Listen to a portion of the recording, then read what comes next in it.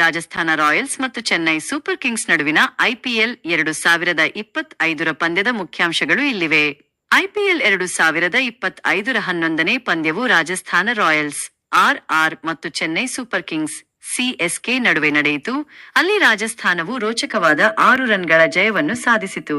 ಪಂದ್ಯವು ಗುವಾಹಟಿಯ ಬರ್ಸಪರ cricket ಕ್ರೀಡಾಂಗಣದಲ್ಲಿ ನಡೆಯಿತು. Toss ಗೆದ್ದ ಚೆನ್ನೈ ಸೂಪರ್ ಕಿಂಗ್ಸ್ ಬೌಲಿಂಗ್ ಆಯ್ಕೆ ಮಾಡಿಕೊಂಡಿತು. ರಾಜಸ್ಥಾನ ರಾಯಲ್ಸ್ ಮೊದಲು ಬ್ಯಾಟಿಂಗ್ ಮಾಡಿ 20 ಓವರ್ಗಳಲ್ಲಿ 9 ವಿಕೆಟ್ ನಷ್ಟಕ್ಕೆ 182 ರನ್ ಗಳಿಸಿತು. ನಿತೀಶ್ ರಾಣಾ ರಾಜಸ್ಥಾನ ರಾಯಲ್ಸ್ ಪರ 36 ಎಸೆತಗಳಲ್ಲಿ 81 ರನ್ ಗಳಿಸುವ ಮೂಲಕ ಮಿಂಚಿದರು. ರಿಯಾನ್ ಪರಾಗ್ 37 ರನ್ ಗಳಿಸಿದರು. ಚೆನ್ನೈ ಸೂಪರ್ ಕಿಂಗ್ಸ್ ತಂಡವು 183 ರನ್ಗಳ ಗುರಿಯನ್ನು ಬೆನ್ನಟ್ಟಿದಾಗ 20 ಓವರ್ಗಳಲ್ಲಿ 6 ವಿಕೆಟ್ ನಷ್ಟಕ್ಕೆ 176 ರನ್ ಗಳಿಸಲಷ್ಟೇ ಶಕ್ತವಾಯಿತು. ರಾಜಸ್ಥಾನ ರಾಯಲ್ಸ್ ತಂಡವು ತವರಿನಲ್ಲಿ ಆಡಿದ ಈ ಪಂದ್ಯವನ್ನು ಗೆಲ್ಲುವ ಮೂಲಕ ಗೆಲುವಿನ ಖಾತೆಯನ್ನು ತೆರೆದಿದೆ. ಈ ಸೋಲಿನೊಂದಿಗೆ ಚೆನ್ನೈ ಸೂಪರ್ ಕಿಂಗ್ಸ್ ಸತತ 2ನೇ ಸೋಲು ಕಂಡಿದೆ. ಇದಲ್ಲದೆ ನೀವು ಈ ಪಂದ್ಯದ ಹೆಚ್ಚಿನ ಮಾಹಿತಿಗಾಗಿ ಈ ಕೆಳಗಿನ ಲಿಂಕ್ಗಳನ್ನು ಪರಿಶೀಲಿಸಬಹುದಾಗಿದೆ.